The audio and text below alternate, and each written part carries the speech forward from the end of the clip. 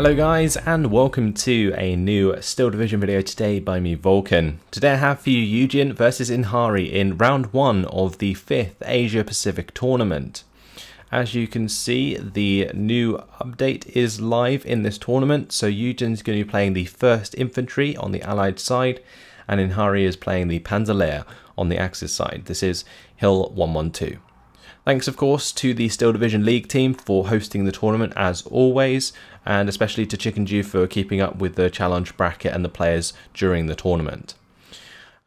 One thing I do want to say before we continue today is that there is another tournament coming up. It's called the Six Divisions tournament.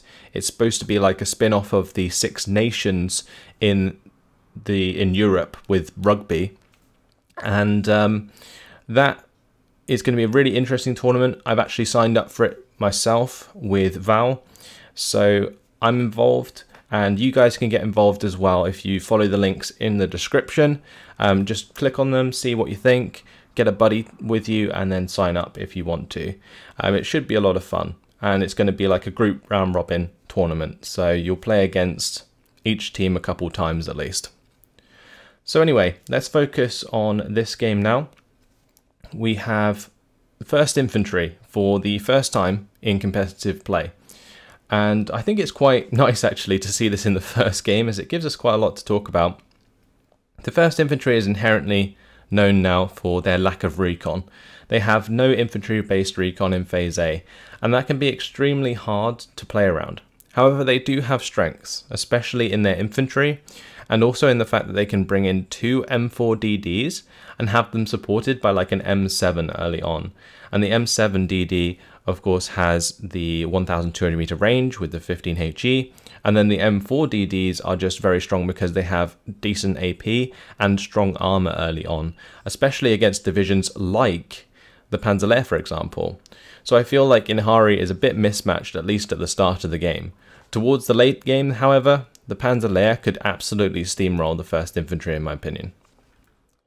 So let's have a look at what Inhari is putting down. He's got the Puma here, he's got a Panzer Grenadier, he's got the Command Infantry. For the mid, it's going to be Panzer Grenadiers in the half track with the 2-3-4-1. On the bottom side, it's going to be another Panzergren in the half track, 250-10 with the Panzerschreck, Command Infantry, and a 258. Over on the side of YueJin, let's see what he's putting down. So he's got M4DDs, and these could either be Assault MGs or Assault Breachers. More likely to be Assault MGs because of the more open range engagements. Then for the mid, it's going to be probably more Assault MGs with the Assault Team Leader and a AT gun, which is going to be like an M1 gun, I assume. Then on the top side, there's going to be an Assault Team up here. These are awesome infantry, I really like those. And then probably a few squads of Assault MGs and maybe an Assault Breacher to sort of push into this forest area maybe. But yeah, very interesting start here from YueJin. Double M4DD start, which is going to be hyper aggressive going into the early game, especially against the Panzer Lehr, which will struggle against the 10 armor that the M4DD presents, because on the side of Inhari, the maximum AP you can get in Phase A is either the Pumas with the 10 AP, but also the Pak 38s, and they also struggle because of the 10 AP. Panzerschrecks can actually do a great job in this matchup, but you don't get a lot of them. So I do like the investment into the Panzerschreck. Now another thing I must mention as well, going into this tournament, is that with the update in the latest update, 51% is not enough to tickle +1 anymore. You have to get +2, or 52%, sorry, to get a +1. And that will mean that closer games will remain even closer than they were before. And finding a 52% territory lead will be a lot more significant than finding a 51% territory lead, which definitely makes up for the disparity that some maps can present. So it's really, really interesting, and I really like the change. It should make the games significantly more competitive, so that's really cool. It's very similar to the rules that are already in the closer combat mode. So the M4DD is coming up the road here. I'm not sure if Inhari could have seen that straight away. He did just spot it as he come around the tree line, because there's no recon on the bottom here on the side of Inhari. There is naturally not going to be any recon on the side of YueJin, so we can't really call him out for that. However, he could possibly bring in the aircraft early on, the recon aircraft, if he wanted to, but it's not the most cost efficient purchase, especially considering some of the other units that you can pull in, like the M4DD, like the M7DD. And on this top side, Puma already goes down to the M4DD. On the bottom side, 250-10 gets picked off by the M4DD, or maybe it was the M1 gun here, probably the M1 gun. And Inhari's lost a couple of significant units there for sure. Now this assault team is going to be pushing into this tree line. It has an amazing HE at range with the high veterancy, as well as strong close range capabilities. So this assault team is an incredibly versatile unit, and I like how YueJin decided to use these to push aggressively, because they can definitely easily take care of, for example, Panzergrens in this case. The infantry, like Panzergrens, just do not match up to assault teams at close range at all, because the assault teams can use their M1 Garans and put 4 HE down anyway, plus the napalm. So the Panzergrens quickly taken apart there, and in the center the M1 gun snuck up and taking out the 2-3-4-1 of Inhari as well. So surprising how much, honestly, that YueJin can see, regardless of the fact that he has no recon because he's the 1st infantry. And that's mainly due to the fact that he's filled most tree lines with at least 1 unit of infantry. So larger units like half-tracks are pretty much always spotted. And based on half-track positioning, you can often tell where other units are going to be. But a nice kill there onto that half-track as well. That M1 gun in the middle is doing a lot of work. The Panzergrens have been forced back out the top here, but were not surrendered due to the Panzergren Fiora being there. However, the Assault MG is going to be getting involved again, the M4DD running down that half track. Honestly, any units coming up to reinforce here are going to have to be very careful soon, because this M4DD could easily get to the edge of the tree line and the edge of the hill and fire down upon reinforcing units, which will be very difficult to deal with for the Panzer Lehr, at least in Phase A. The only way you'd be able to stop that from occurring is waiting for Phase B, where you will have 1,200 meter range AP units. So the M1 gun in the mid here going to be picking off another half track, and Inhari slowly but surely losing the majority of his fire support units, which is going to make it very hard to contest YueJin's infantry, which is considerably better than Inhari's right now. So assault teams running forwards, I'd like YueJin to honestly stop those and allow them to use their flamethrower, because it's pretty important to like take out the enemy recon if you don't have much recon yourself, because you're not then at such a disadvantage. On this bottom side, assault team does manage to hit a Panzergren there with the help of the M4DD, so no more Panzergrens on the bottom side, and the 258 is definitely in trouble. That's going to be bailed out with 1 shot, gets taken out by the 50 cal. We have the assault team being forced back on this top side due to a little bit of missed micromanagement there from YueJin, but it's not going to stop this M4DD from still being a big problem. Now we see the P38 Lightning coming in. That's going to be strafing the speed troop, and there's also another one coming into the mid. So one beautiful thing about the 1st Infantry is they can lightning swarm, and I've shown it previously, but if there's no AA on the field, especially in the early phases, these lightnings can become extremely obnoxious.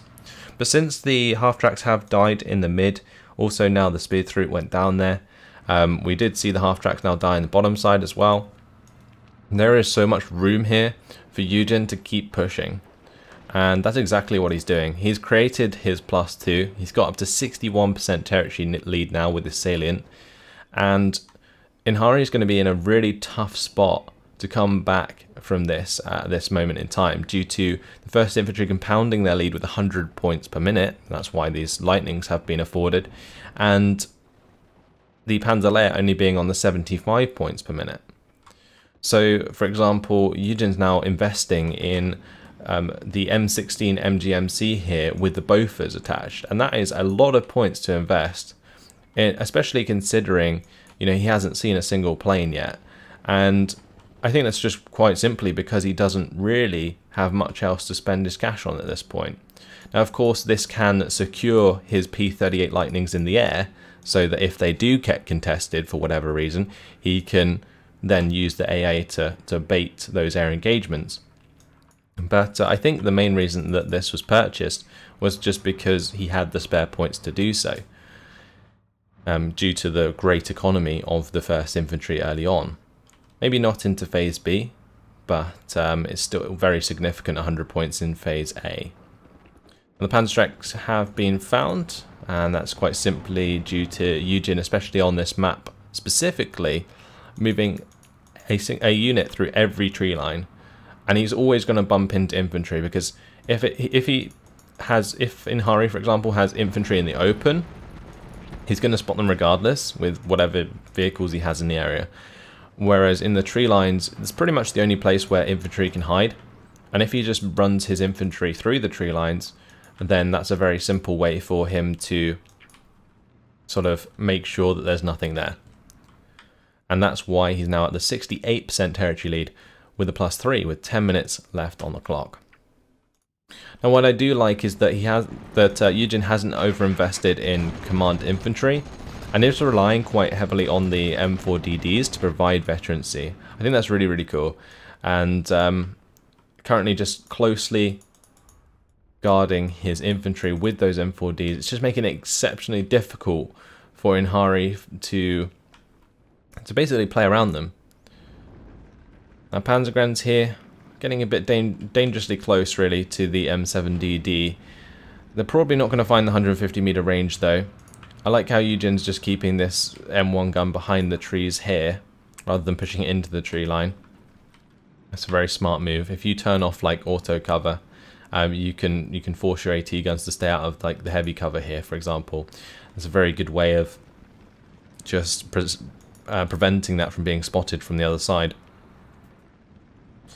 Now, in terms of this topside engagement, well, the M4DD has actually come off the hill and is now going to be pushing towards the 2nd tier, maybe to cut off reinforcements that are continuously contesting the town, or not the town, the hill. So, for example, this 2-3-4-1, it's going to come up this hill now, and it's going to get cut off by the M4DD. The M4DD also just killed off the half-track there, and the speed through quite easily, the assault bazooka running through the Panzergrenführer. So yeah, this 2-3-4-1 or any half-track that decides to come up this road is going to have a hard time getting past the M4DD now. Now, it's a nice job by Inhari to surrender the assault bazooka, and YueJin's infantry was looking in a little bit of trouble in the face of this mortar, but with the aggressive push there from the Panzergrenführer, they are going to die. Now, since YueJin has found his way all the way to this sort of building complex, it makes it even harder now for Inhari to push back. YueJin has just done a really awesome display in this map so far. He's bringing up some assault bazookas to just get into this town and cause issues. And the thing is, if he can secure a foothold in this town, especially this large area here, the Panzer Lehr will never be able to put up the infantry availability needed to push YueJin back out again. And that would pretty much just seal the deal. Now, of course, it is a 68% territory lead already, but it's not always over. However, getting to this point, with 7 minutes left on the clock, and already 1,100 points at like 10 minutes in, it is looking towards that point where YueJin has too much of an advantage, that the 150 points in Phase C won't even save Inhari. And that's if he actually gets there, which at the moment it's not looking as though he will. M4DD does engage the 2-3-4-1, and the 250-10 is now coming up with a Panzerschreck. The Panzerschreck has to find the kill onto the M4DD, just like the Panzerschreck needed to on the top side, but did not. And I guess that's the main reason that Inhari's counter to this M4DD did not work. YueJin just did a great job of moving or spreading out his assault MGs to cover every option that Inhari had, regardless of the fact he had no recon. And that is a very interesting strategy that I think works specifically well for this map, due to the way that the tree lines are placed around like the edge of each hill tier. So yeah, I think YueJin figuring out a strategy to use this division specifically on this map has been extremely smart at the start of the game here. And with another 6 minutes and 20 seconds left on the clock, it's now put Inhari in a very tough situation. He is bringing up Panzer 4Hs, and honestly a Panzer 4 is better than basically any armor that the 1st Infantry can bring in, because moving into Phase C, for example, the best tanks that you can get out of the side of YueJin now are the like M4A1s, and those have 9 front armor, so they're actually worse than the M4DDs you can get in Phase A. So Panzer 4H is looking for the engagement, I think, onto this M4DD. Honestly, I would say that a Panzer 4H has generally a better chance of killing an M4DD than a DD does of killing a Panzer 4H.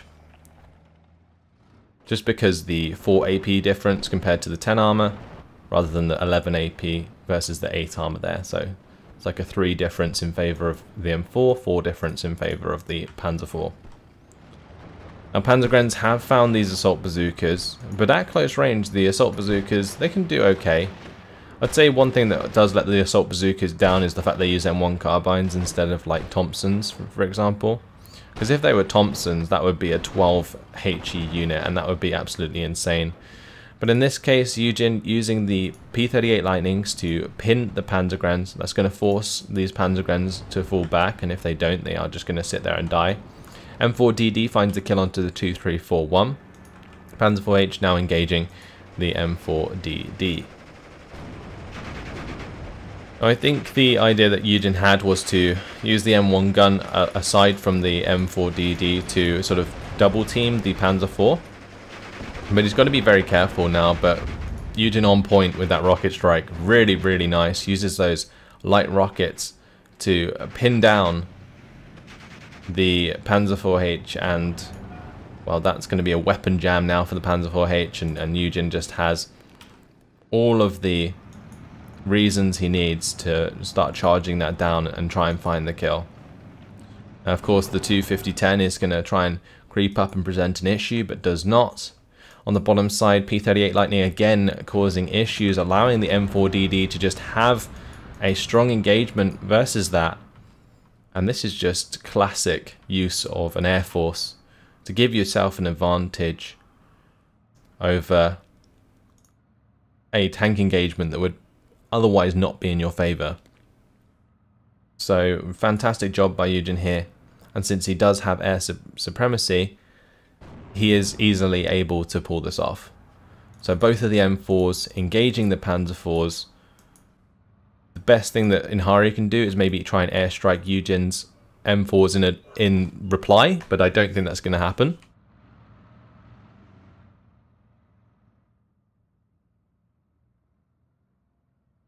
And I don't know if he's going to have the AA to stop YueJin either with the P38 Lightnings. So those P38s probably just going to be able to continue to do their work, and any AA that is brought in from Inhari will eventually be finished off by YueJin, since his overwhelming ground presence is definitely a thing right now. So the M4DD still pushing back this Panzer 4H. Panzer 4H just can't fire back anyway due to the weapon jam. On the bottom side, the Panzer 4H did manage to get out of the engagement with the M4DD, and you can see how much these M4s do struggle to kill Panzer 4s, even though both of the Panzer 4s were completely pinned down. But with a +3 on the board and 66% territory, I think YueJin's just bleeding out Inhari right now, and there isn't going to be too much he can do about it. I'm surprised, however, that YueJin wasn't more aggressive towards the end of Phase A, especially with those M4s. There was not really a reason why he didn't need to be, other than, say, lack of recon. But moving into Phase B, like multiple recon squads probably would have been the best purchase, to allow the continuation of the advantage that he already had. But now Inhari here on the bottom side, he has snuck up a Panzerschreck. He might be able to kill this M4DD that has caused him so many issues throughout the early game here so far. But with 1 minute and 44 seconds until victory for YueJin by conquest lead, he's got to make a move, and quick. Like, he doesn't really have time to just hold back. He needs to push through aggressively, but YueJin definitely preparing for that, bringing up now one M5 gun. I think another one is coming in down here, preparing for the assault of heavier armor out of the side of Inhari. M4DD does get engine destroyed, but the Panzerschreck here under fire of the 50 cals and the 30 cals. Second shot does the job. Really nice there by Inhari, finally getting a Panzerschreck kill onto the M4, but is it going to be enough? No, it most certainly is not. Nothing to really capitalize on it. Assault team still a problem. Assault bazooka in a really good position here. Inhari did a good job of not allowing this town to fall in the hands of YueJin, but I think that mainly happened due to the range of reinforcements from YueJin's like spawn compared to like traveling the entire way over the map, so probably didn't have enough units to get that done. This M5 gun poking the half tracks in the town. In the mid, small engagement now onto these assault breaches. Assault breaches could smoke themselves off if they wanted to avoid that, but with these units sort of revealing themselves there, I'd like to see the M4 get involved. M1 guns covering the top side for the time being anyway, so it's not like the M4 will get flanked. P38 Lightning going to be coming in, dropping the bombs onto the Panzer Grenadiers. Going to be taking those out. Really nice job. 2 15 HE power bombs. Yes, the flak pushes it back, but it's not going to matter, as after 18 minutes and 40 seconds, YueJin is victorious versus Inhari and will move on to round 2 of the 5th Asia Pacific tournament. So congratulations to YueJin, utilizing the 1st Infantry very well, showcasing the 1st Infantry for the first time in competitive play. So thank you, YueJin, for doing that in round 1. That gets that division out of the way. Now we're going to have to wait until we see the 1st SS Panzer. But 965 kills to 170 losses, pretty damn significant. Inhari letting it get the better of him in Phase A. Probably needed to be a lot more careful around the M4s. And maybe tried to, and then maybe could have tried to exploit the fact that there was a lack of recon on the side of YueJin. But YueJin taking those risks early on, pushing quite aggressively with the M4s, did make him a lot of ground. Surprised he didn't continue that aggression moving into Phase B. But I guess I can sort of understand why, because the strengths of the big red one are very much apparent in Phase A compared to the rest of the game. So in terms of kills, yep, the M4's of course carrying.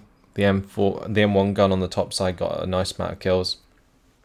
And that was this one, and then this one was in the mid, picked off some half tracks in the 2, 3, 4, 1. So yeah, it mainly comes down just to AT guns and the M4s. In terms of losses, very limited amount. Most of the points coming from the Panzerschreck kill onto the M4DD.